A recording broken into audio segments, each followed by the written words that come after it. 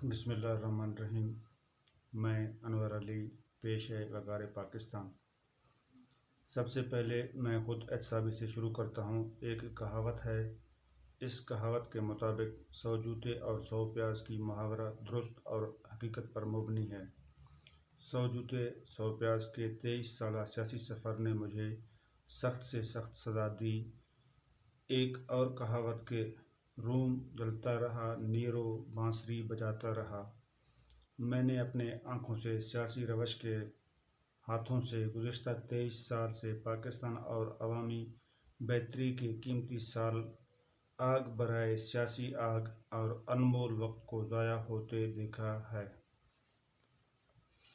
اس تباہی کے ذمہ دار ہم سب پاکستانی برابر کے شریک گناہ گار ہیں۔ ایک محاورہ ہے کہ ایک بہت شہنشاہیت کی روایت تھی کہ شہنشاہ کی موت واقع ہونے پر صبح سویرے شہنشاہی قلعے کے مرکزی دروازے پر دستک دینے والے شخصیت کو شہنشاہیت سے نوازتے۔ جس روز شہنشاہ کی موت واقع ہوئی، اس روز صبح سویرے ایک فقیر نے شاہی قلعے کے مرکزی دروازے پر دستک دی۔ وہ حلوہ خور فقیر شہنشاہ نامزد ہوئے۔ ملک پر مسلسل برے وقت کی اطلاعات پر شہنشاہ حلوہ پکانے کے حکم اور سب رعایا کو حلوہ کھلاتے۔ شہنشاہی پر دشمن فوج کے قبضے کی اطلاع پر حلوہ پکانے کے بعد اپنے فقیری گودڑے میں حلوہ ڈال کر کہا کہ میں ایک پینو فقیر تھا۔ کچھ عرصہ میرے نصیب کے لیے بہتر وقت گزرا، اب میں در در کے فقیری میں گزاروں گا۔ اب آپ اپنے کیے ہوئے نااہل فیصلوں کی سزا بھگتیں۔ میں نے سیاست میں نہ وژن دیکھی، نہ وژنری لوگ دیکھے۔ پرانے روایتی سیاست پر قیمتی وقت اور قومی صلاحیت کو بھگتتے دیکھا۔ ان 23 سال کے سیاسی رویے کے نتائج سے اب ملک بے ترتیب راہ کے راہ پر چلا جا چکا ہے۔ پاکستان ایک زرعی ملک، ایک خوبصورت دریا کا مالک ملک ہے۔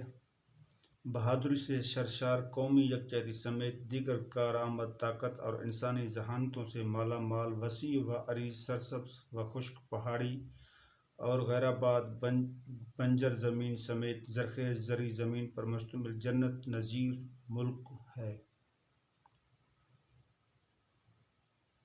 آزادی سے لے کر 1986 تک انسانی آبادی کم ہونے کی وجہ سے زراعت کی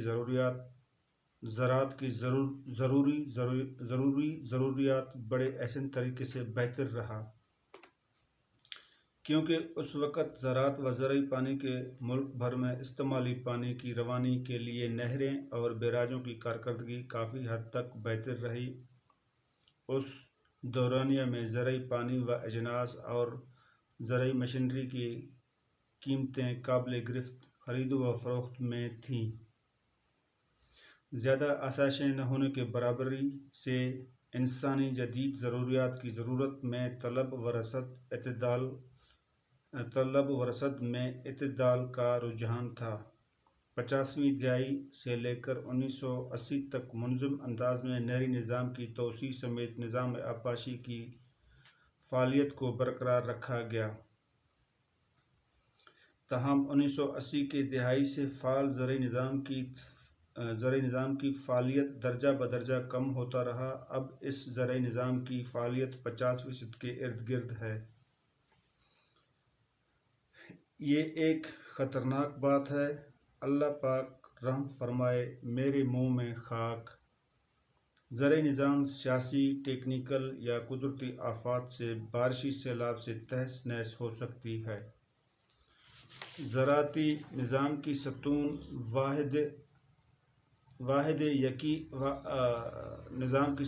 واحد یقینی بحالی کو دوبارہ باور دینا ہی ایک قومی استحکام کا ستون ہوگا۔ اس دورانیے میں انسانی آبادی بڑھی اور غیرآباد زمینوں کو آبادی میں لانے کا رجحان میں اضافہ ہوا، جس سے پانی بحران اور بجلی کے ذریعے زرعی مقاصد میں حاصلات کی نظام میں کمزوری سے پاکستان میں زرعی اجناس، سبزیاں، پھل اور خشک میوہ جات کی استعداد میں کمی ہوئی۔ میرے تجربے اور سیاسی نظر میں پاکستانی عوام کی ذہانت دنیا کے ذہین اور معتبر قوم کے مقابلے میں ہم پلہ ہیں۔ پاکستانی ذہانت اور صحت ضروری خوراکوں کی کمی اور خوراکوں میں ملاوٹ کی رجحان ہونے سے کمزور صحت کی جانب بڑھی اور تاحال جاری ہے۔ پاکستان ایک اسلامی ملک دینی اعتبار سے دنیا میں عظمت کا درجہ رکھتا ہے اور کاروباری رزق کے استعداد تدبیری سے بھرا اور دنیا میں شامل معتبر ترین درجہ رکھتی ہے۔ واضح رہے کہ دنیا کے کوئی ملک اپنے تباہی کو دانستہ ہونے نہیں دیتا۔ کچھ غلط حکمت عملیوں سے اور لالچ ہوس زر و حوث اقتدار اقربا پروری سے ٹوٹ پھوٹ کا شکار ہوتے ہیں۔ 1970 تک پاکستان خوبصورت انداز میں ترقی کر رہا تھا۔ 1986 کے بعد ہر عوامل میں انتہائی خود غرض، منفی سوچ اور پرتشدد رویے سے ثابت ہو چکا ہے۔ اب بھی پاکستان ہوس اقتدار کی حصول کی سزا بھگت رہا ہے، جس سے تمام سویلین ادارے اپاہج ہو چکے ہیں۔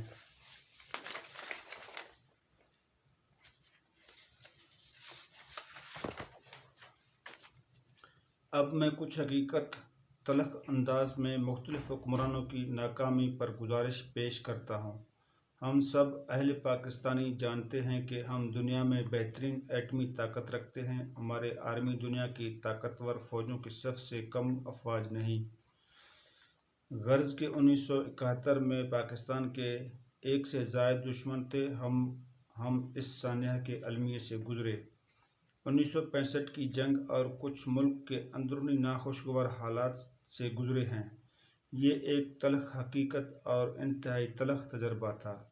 اس تلخ تجربے سے اکیلے پاکستان عوام اور پاکستان آرمی گزرے، کیونکہ دنیا کے تمام طاقتور جنگی ذہانت اور وسیع رقمی حربے پاکستان کی سلامتی کے خلاف استعمال کیے گئے۔ آخر میں تجویز ہے کہ پاکستان کے تمام سیاسی جماعتوں کی از سر نو تربیت کریں۔ ان مذکورہ ناکامیوں کے نکات کی منفی طرز کے داغ پاکستان کی مرکزیت کے لیے انمٹ داغ ہوں گے اور قوم کے اعلیٰ ذہانت اور صلاحیت و اجتماعی ملکی صحت سمیت ملک کی مجموعی نقصان کے مترادف نقصان صوبوں کا نہیں مرکز کا ہوگا۔ میرے منہ میں خاک۔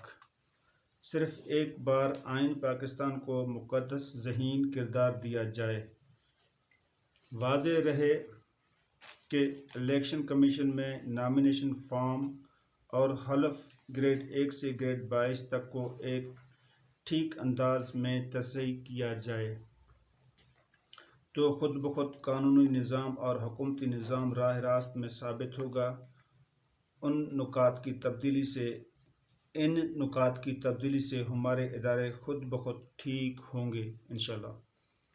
زراعت، تعلیم، صحت، ریلوے، ہوائی سفر، پولیس، عدالتی نظام، بلدیاتی ڈھانچہ اور نادرہ وغیرہ غرض کے تمام سویلین ادارے قابل عزت کے صف میں شامل ہوں گے، کیونکہ قانون بنانا سیاستدانوں کے دائرہ اختیار میں ہے۔ اب پاکستان عوام سیاست کی بہترین پہلو کو اہمیت دینے کا سوچ رہے ہیں۔ فرضی کہانیوں کا وقت گزر چکا ہے۔ پاکستان زندہ باد۔